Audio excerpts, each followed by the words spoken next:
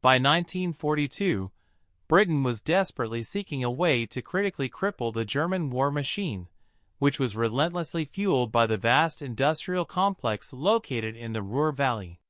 This entire region was the undisputed heart of German steel production and manufacturing, making it the single most critical strategic target in all of Europe.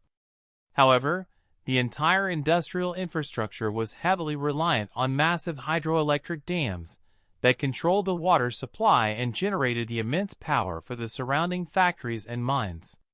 These enormous dams, such as the Möhne Dam and the Eder Dam, were immense constructions of reinforced concrete, built specifically to withstand massive, prolonged conventional bomb attacks, effectively rendering them practically invulnerable to the standard bombing raids conducted by the Royal Air Force at the time. Into this strategic impasse stepped the brilliant and unconventional British engineer, Barnes Wallis. Wallis, who was already famous for designing the formidable Wellington bomber, understood that the sheer mass of concrete in the dams meant that merely hitting them repeatedly from the air would be entirely useless. He realized that the only viable way to breach the dams was by delivering an incredibly large explosive charge that could detonate directly against the dam's face, crucially beneath the water's surface. The major, immediate obstacle to this plan was the sophisticated anti-torpedo netting installed by the Germans beneath the water's surface, which meticulously protected the vulnerable dam wall below the waterline. Any weapon dropped conventionally would be stopped by the nets, rendering the entire, costly mission impossible. Barnes Wallis's ingenious solution was one of the war's great acts of engineering genius, the bouncing bomb. This was a highly specialized, cylindrical, barrel-shaped weapon designed not to be dropped directly, but to be spun backwards rapidly before being released from the aircraft at an extremely precise, very low altitude.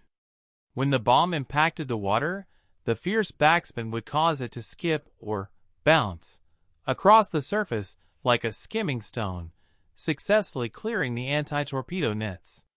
Once the bomb finally reached the dam wall, the forward momentum and backspin would cause it to sink and roll directly down the face of the concrete, detonating at the optimal, weakest point beneath the water, delivering the necessary massive, concentrated charge. The sheer audacity and unique operational requirements of the new weapon demanded the formation of an entirely new, highly specialized unit. In March 1943, the secret Royal Air Force 617 Squadron was created, tasked solely with mastering the unique, almost impossible skills needed to accurately deliver the bouncing bomb. They were recruited from the absolute best bomber crews in the Allied forces, men who possessed exceptional piloting precision, nerves of steel, and the audacity to fly huge Avro Lancaster bombers at the impossibly low altitude of just 60 feet over water, all while maintaining perfect speed and distance from the target. They trained tirelessly in secrecy, knowing they were preparing for an operation that would either be a spectacular, historic success or a complete, devastating failure. The selection of airmen for the newly formed Royal Air Force 617 Squadron was handled with intense scrutiny and secrecy. This unit required a level of professional precision, flying skill, and sheer audacity that far surpassed the requirements of standard bombing missions. The successful delivery of Barnes Wallis's unique bouncing bomb required pilots to maintain a consistently perfect altitude of exactly 60 feet above the water's surface, fly at a specific, invariant speed, and release the weapon at a precise distance from the dam wall, all tasks that demanded inhuman accuracy, especially while flying huge, 4-engine Avro Lancaster heavy bombers at night. The crews were drawn from across the Royal Air Force, representing the very best of Britain, Canada, Australia, and New Zealand, chosen specifically for their exceptional courage and peerless navigational expertise. To command this extraordinary and highly secret squadron, the Royal Air Force selected one of its most charismatic and decorated young veterans, Wing Commander Guy Penrose Gibson. Gibson, only 24 years old at the time, was already a legend within RAF Bomber Command, having survived over 170 operational sorties, and having already earned the Distinguished Service Order and the Distinguished Flying Cross. He was a ruthless, demanding leader whose magnetic personality and unwavering commitment to success immediately unified the diverse group of specialist crews. Gibson quickly instilled in the men a level of operational focus and intense discipline essential for the unprecedented mission they were about to undertake, ensuring every crew member understood that any deviation from the rigorous technical requirements would lead to catastrophic failure. The training phase of the 617 Squadron was one of the most intense and secretive programs of the war. To achieve the required perfect low-level flying, the crews trained relentlessly for weeks over lakes and reservoirs across rural Britain, practicing their terrifying approach runs. Since conventional altimeters were useless for measuring an altitude of just 60 feet above water, Barnes Wallis devised an ingenious, yet simple, system. 2 spotlights were mounted on the nose and tail of each Avro Lancaster. When the beams converged and focused into a single point on the water's surface, the pilot knew he was precisely at the required height. This simple, visual technique became the difference between mission success and complete disaster, demanding total concentration from the pilots flying in the pitch darkness. Another critical challenge was ensuring the bomb release occurred at the perfect distance from the dam wall. To maintain absolute secrecy, the navigators could not use radar. Instead, Barnes Wallis designed another simple, unique tool, a triangular wooden aiming device. This tool, when sighted between the bomber's window frames, allowed the bomb aimer to judge the exact perspective required to release the bouncing bomb at the ideal distance from the target. The crews named this unique, improvised device the Yacht Club, treating it with both professional respect and dark humor. The rigorous training culminated in several full-scale dress rehearsals, proving that the seemingly impossible task of delivering the bouncing bomb with the necessary precision was, in fact, achievable, setting the stage for Operation Chastise. Despite the ingenious engineering of the bouncing bomb, the specialized weapon created profound and almost insurmountable operational challenges for the Royal Air Force 617 Squadron. The greatest technical obstacle was the intense volatility of the weapon itself. The enormous cylindrical casing was highly sensitive and had to be spun up to a dizzying 500 revolutions per minute immediately before release. If the bomb was released incorrectly, or if the aircraft deviated even slightly from the prescribed speed, the weapon could simply smash into the water and sink immediately, or, far worse, hit the aircraft itself during the bounce, resulting in instant catastrophe.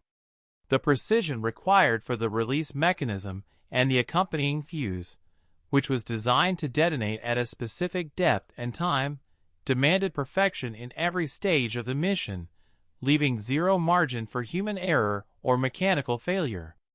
The German defenses around the primary targets, the Möhne Dam and the Eder Dam, were formidable, built on the assumption that only conventional high-altitude bombing was possible. The dams were protected by heavy anti-aircraft gun placements, flak, and, critically, by massive, low-lying anti-torpedo nets submerged in the reservoirs directly in front of the dam walls. The only way to deliver the bouncing bomb was by flying a huge, 4-engine Avro Lancaster bomber straight toward the heavily defended target at the precise, suicidal altitude of 60 feet over the water. This meant the aircraft would be well within the effective range of every single German anti-aircraft gun on the perimeter, essentially turning the approach run into a firing range exercise for the enemy gunners. To make matters worse, the challenge of maintaining the precise 60-foot altitude was complicated by the varying water levels of the reservoirs. The height of the water changed daily, rendering standard barometric altimeters useless. Wing Commander Guy Penrose Gibson and the crews knew that if they flew too high, the bomb would skip over the dam wall. If they flew too low, the bomb would hit the water too hard and shatter the delicate casing or the fuse mechanism. It was Barnes Wallis's simple but brilliant innovation of the spotlight aiming system, which projected two converging beams of light onto the water to measure the exact distance, that was practiced relentlessly by the crews until it became second nature, a desperate gamble on simple geometry in the dark. The final element of necessary perfection was the distance from the target. The weapon had to be released at a precise distance to ensure that the unique bounce pattern successfully cleared the anti-torpedo nets and sank right against the concrete wall. Since using radar for this measurement was too noisy and detectable, the crews were forced to rely on Barnes Wallis's ingenious, low-tech wooden aiming device. This was an improvised, triangular sighting mechanism used by the bomb aimer to judge the exact perspective required to release the bomb at the right moment. The combination of these three factors, altitude, speed, and distance, made the final attack run on the dams arguably the most technically demanding and dangerous maneuver ever attempted by a bomber crew during the war. After months of the most grueling and unique training ever devised by the Royal Air Force, the crews of the 617 Squadron were finally ready for action. The operation was officially designated Operation Chastise. On the afternoon of May 16, 1943, just hours before takeoff, Wing Commander Guy Penrose Gibson gathered his men and dramatically revealed the actual targets, not just practice lakes, but the massive hydroelectric dams of the Ruhr Valley, specifically the Möhne Dam and the Eder Dam. The revelation was electrifying. The crews finally understood that their unique, high-risk training was designed for the single most strategically vital bombing mission of the entire war, a strike aimed at crippling Germany's industrial heartland. The full, terrifying scope of the mission's immense danger and strategic importance was now laid bare before them. The mission profile was one of unprecedented, calculated risk. To evade the vast German radar network that protected the industrial regions, the Avro Lancaster bombers could not fly conventionally at high altitude. Instead, they had to maintain an altitude of exactly 60 feet over land and sea for the entire route across occupied Europe. This requirement necessitated absolute radio silence and flawless coordination between all aircraft. The navigators and pilots faced the terrifying, sustained challenge of flying at the height of a rooftop through enemy territory, constantly risking collision with power lines, high trees, and buildings, all while relying on pinpoint navigational accuracy to reach their target deep within Germany under the cover of absolute darkness. The attack was structured into three distinct waves, with the initial and most crucial assault led personally by Wing Commander Guy Penrose Gibson. This first wave was tasked with breaching the Möhne Dam, the largest and most heavily defended target. The attack plan was designed for maximum impact. Each Avro Lancaster would make its low-level run and release the bouncing bomb under immense pressure and heavy enemy fire. The second wave, or the reserve, would then proceed to the Eder Dam or other secondary targets if the primary dams were breached. The complexity of coordinating this low-level, high-speed attack across hundreds of miles and against multiple, heavily fortified targets was a logistical and tactical nightmare that only the elite crews of 617 Squadron could possibly attempt. In the late evening of May 16, 1943, the 24-year-old Wing Commander Guy Penrose Gibson climbed into his Avro Lancaster bomber. The final moment of takeoff was steeped in silent, profound bravery. Each crew member knew the statistical improbability of their return, yet they expertly flew their massive bombers down the runway and lifted off into the darkness, heading first across the North Sea and then towards the heavily armed coast of Germany. They carried with them not only Barnes Wallis's revolutionary weapon, but the immense hopes of the entire Allied command. The flight at treetop level had officially begun. The low-level journey across occupied Europe immediately proved how immense and brutal the risk of Operation Chastise truly was. Flying their massive Avro Lancaster bombers at just 60 feet over the dark landscape, the crews faced dangers far greater than enemy fighters. Power lines, trees, and tall buildings were constant, immediate hazards, resulting in several tragic losses early in the mission. Furthermore, the German coastal and local defenses were highly vigilant, and the sound of the low-flying heavy bombers immediately drew intense ground fire. Several aircraft were shot down or crashed into the ground while attempting to maintain the suicidal low altitude. By the time the first wave reached the Ruhr Valley, their numbers were significantly reduced, turning the audacious raid into a desperate gamble of survival and precision. The first target in the industrial heartland of Germany was the heavily protected Möhne Dam. Wing Commander Guy Penrose Gibson, recognizing that the intense enemy anti-aircraft fire made an accurate attack virtually impossible, made the extraordinary decision to sacrifice his own safety for the success of his comrades. Gibson flew his Avro Lancaster directly over the dam, aggressively drawing the German gunners' fire onto himself. He then proceeded to circle back repeatedly, deliberately flying alongside each subsequent attacking bomber to distract the enemy gunners and draw their deadly tracer fire toward his own aircraft, essentially lighting up the target area with tracer fire for his crews. This immense act of personal courage set the standard for the entire squadron and was critical for the success of the first run. The initial attack runs on the Möhne Dam were met with disappointment and near disaster. The first two bouncing bombs were dropped with incredible precision, but failed to breach the massive concrete wall, detonating instead slightly off the critical target point, or failing to cause catastrophic damage. Gibson watched anxiously, continually circling and coordinating the air traffic as the remaining Avro Lancaster bombers came in one by one. The third bomb missed slightly, sinking near the perimeter and failing to achieve the required concentrated underwater detonation. The defenses were relentless, and the attacking aircraft were repeatedly hammered with flak as the German gunners desperately zeroed in on the low-flying targets. Yet the Royal Air Force 617 Squadron crews pressed on, with grim, unwavering determination. The breakthrough finally came with the fourth and fifth bombs. Dropped with textbook accuracy by squadron leader Henry Maudslay and pilot officer Les Knight, the massive charges detonated perfectly against the dam wall beneath the surface of the water.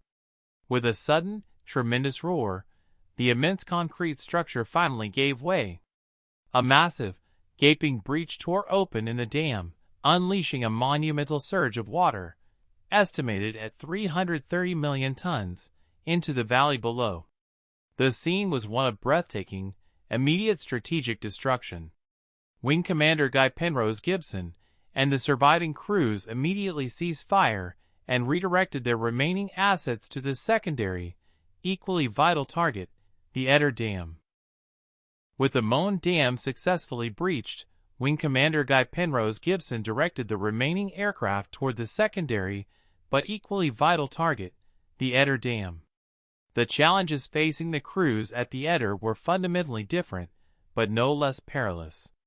While the Eder Dam was less protected by anti-aircraft guns than the Möhne, its location deep within a narrow, winding valley surrounded by steep, wooded hills made the necessary low-level approach utterly terrifying. The pilots had to execute a steep, sharp dive into the valley to reach the water level, all while attempting to maintain the impossible 60-foot altitude and the precise, required speed. The unforgiving surrounding terrain left absolutely zero margin for human error. The first pilots to attempt the run on the Eder Dam struggled intensely. The tight, undulating topography forced several crews to abruptly abort their runs at the last moment, risking a stall or collision with the valley walls rather than risking an inaccurate bomb release. The difficulty was primarily navigational and mechanical, requiring the massive Avro Lancaster bombers to perform radical maneuvers they were never designed for. One Avro Lancaster tragically flew too low over the hills flanking the dam and crashed, a devastating loss that highlighted the extreme peril introduced by the terrain. The immense mental strain on the pilots, who were already exhausted from hours of low-level flying and witnessing the fate of their comrades, was rapidly reaching its breaking point. After multiple failures and frustrating near disasters, the crews finally achieved the required precision. Showing incredible resilience and professional focus, the final remaining aircraft lined up for the final attack runs, expertly navigating the treacherous descent into the valley. The final bombs released hit the Eder Dam wall with the necessary precision and detonated perfectly beneath the surface of the water. With a second massive, tremendous roar, the concrete structure of the Eder Dam also gave way. Though the breach was smaller than the cataclysmic rupture at the Möhne Dam, it was sufficient to unleash a vast, destructive flow of water, this time into the region's agricultural areas and critically disrupting vital hydroelectric power generation further downstream. With the second primary target decisively destroyed, Wing Commander Guy Penrose Gibson, who had been coordinating the attacks via radio, issued the urgent order for the remaining aircraft to disengage and return immediately to Britain. The primary mission of Operation Chastise was complete, but the cost was staggering and deeply felt. Of the 19 Avro Lancaster bombers that had taken off earlier that evening, 8 had been lost, representing the tragic sacrifice of 56 brave airmen. The surviving crews, their aircraft often heavily damaged by ground fire and their bodies utterly exhausted, began the long, perilous low-level flight home across occupied Europe, leaving behind a scene of unprecedented strategic destruction in the German industrial heartland. The destructive genius of Operation Chastise was fully revealed in the cold light of the following morning, confirmed by high-altitude photographic reconnaissance missions flown by the Royal Air Force. The breach of the Möhne Dam was catastrophic. The concrete wall had a massive gap, over 300 feet wide, through which a monumental torrent of water surged. An immense, destructive flood wave, hundreds of millions of tons of water, swept through the upper Ruhr Valley at high speed. The scene was one of unparalleled strategic devastation, with the floodwaters destroying vital infrastructure for miles downstream. The aerial photographs provided immediate and irrefutable proof that the seemingly impossible mission had been spectacularly achieved. The strategic impact on Germany's industrial capacity was profound and immediate. The floodwaters knocked out numerous hydroelectric power stations and destroyed critical power supply for the Ruhr Valley's key factories, mines, and steel mills. Essential road bridges, railway lines, and roads were violently swept away, severely disrupting the transportation network crucial for moving coal and manufactured goods. Furthermore, the loss of vast amounts of clean, processed water supply, which was necessary for key industrial processes like steel production and coal slurry management, crippled critical production lines for weeks. The Germans were forced to immediately divert tens of thousands of laborers, engineers, and large quantities of construction materials, resources desperately needed for their fighting fronts, to begin the massive, emergency repair operation. The destruction at the Eder Dam, while geographically less devastating to the immediate industrial core, was significant in its own right. The resulting flood primarily impacted agricultural land and critically disrupted hydroelectric power generation across a wide area. The psychological shock to the German high command was intense and deeply felt. They had believed these dams were invincible, and the successful penetration proved that the Allies possessed both the engineering genius and the audacious will to strike at Germany's most critical internal assets. The immediate German response was to launch a massive, localized cover-up operation, desperately attempting to hide the true scale of the damage from the German public to prevent a collapse in morale. As the surviving crews of the Royal Air Force 617 Squadron landed back in Britain, they were greeted with a heroic, but somber, welcome. Despite the tragic loss of 8 aircraft and 56 airmen, the operation was immediately hailed as a tremendous strategic and propaganda victory. Wing Commander Guy Penrose Gibson was immediately awarded the Victoria Cross, Britain's highest honor for valor, and the 617 Squadron was immediately and permanently designated as the Specialist Precision Attack Unit. The daring raid demonstrated to the entire world that no target, no matter how remote or how heavily defended, was safe from the ingenuity and raw courage of the Allied air forces. The successful return of the surviving Royal Air Force 617 Squadron crews from Operation Chastise was met with immediate, massive global fanfare. The news of the destruction of the Möhne Dam and the Eder Dam was an immense propaganda victory for the Allies, proving that the Royal Air Force could strike at the very industrial heart of Germany. Wing Commander Guy Penrose Gibson was instantly hailed as a national hero and was immediately awarded the Victoria Cross, Britain's highest military decoration for valor. The other surviving members of the squadron were also decorated, and the entire unit was showered with public admiration. However, the sudden, intense pressure of global fame took its toll, leading to a massive public relations tour designed to capitalize on the victory, reluctantly pulling Gibson away from active combat duty. The weight of fame was a heavy burden for the highly operational Wing Commander Guy Penrose Gibson. After his public duties concluded, he became increasingly restless, hating his life away from the cockpit and persistently insisting on a return to active operational flying. The Royal Air Force Command was naturally reluctant to risk the life of such a potent national symbol, but Gibson eventually persuaded them to let him return for a final few missions. Tragically, in September 1944, while flying a fast de Havilland Mosquito bomber on a raid over the Netherlands, Guy Gibson's aircraft crashed. The legendary commander, who had cheated death for years, was killed in action at the young age of just 26, a profound and tragic loss that ended the brief, dazzling career of the raid's celebrated hero.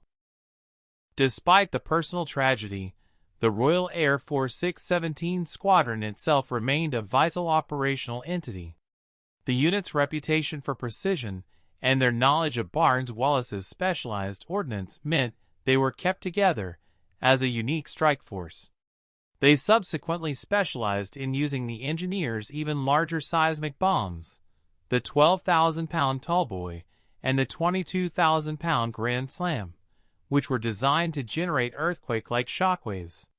Their greatest achievement after the dam's raid was their success in repeatedly striking and ultimately sinking the heavily armored German battleship Tirpitz in Norway, a feat that cemented the 617 Squadron's reputation as the ultimate precision strike force for the entire duration of the war. The legacy of Operation Chastise endures to this day. It stands as a profound historical example of engineering genius combined with supreme, suicidal piloting skill and courage. The revolutionary work of Barnes Wallis and the immense sacrifice of the 617 Squadron crews fundamentally changed the trajectory of the air war by forcing Germany to divert massive resources from the front lines to defend their vulnerable infrastructure. The story of the Damusters is rightfully recognized as one of the most famous and inspiring tales of ingenuity and collective heroism in all of military history, a testament to the fact that precision and unwavering audacity can often achieve what sheer numbers cannot.